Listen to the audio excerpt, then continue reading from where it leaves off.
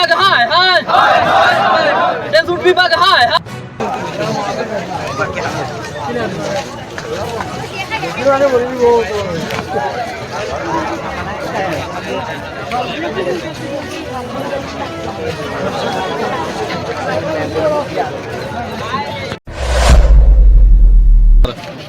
আর ঘটিকার সময় শাহাবাদ বাইপাসে 10 বছরের একটা কচি শিশু রোড ক্রস করতে গিয়ে একটা সিলভার কালার স্করপিও সজোরে ধাক্কা মারে, তাকে মাটিতে লুটিয়ে ফেলায়।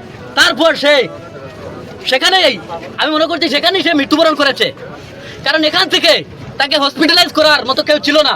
কিন্তু স্থানীয় যারা প্রত্যক্ষদর্শী আসলা সঙ্গে সঙ্গে কাটলিতলা থানার দিক দিয়ে একটা পুলিশের গাড়ি গিয়েছিল, কিন্তু এখানে যারা প্রত্যক্ষদর্শী ছিলেন ওনারা পুলিশের গাড়ি থামিয়ে ঘটনার বিবরণ জানিয়েছেন যে এখানে একটা কচি শিশু মৃত্যুর সাথে পাঞ্জা লড়ছে, আর আপনারা যদি পারেন তাকে হসপিটালাইজ করুন, না হলে যে গাড়িটা তাকে সজোরে ধাক্কা মারে যে গাড়িটা এদিকে যাচ্ছে।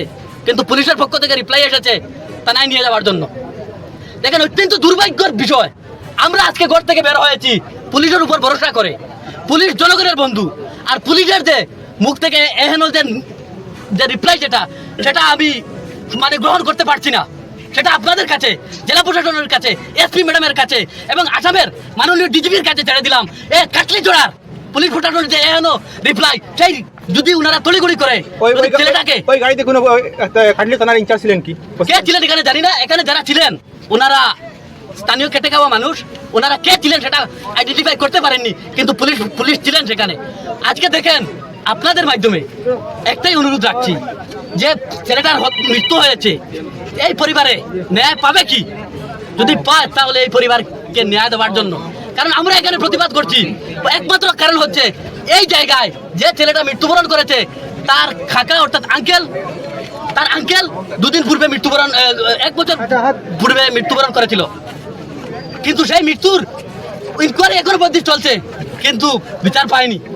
আজকে আপনাদের মাধ্যমে একটাই অনুরোধ রাখছি এই পরিবারে ন্যায় পাইয়ে দেওয়ার জন্য। এই পরিবারে আমাদের দাবি 20 লক্ষ টাকা ক্ষতিপূরণের। এখানে ডিএসপি স্যার আসছেন, ওনার সাথে আমরা কথা বলবো।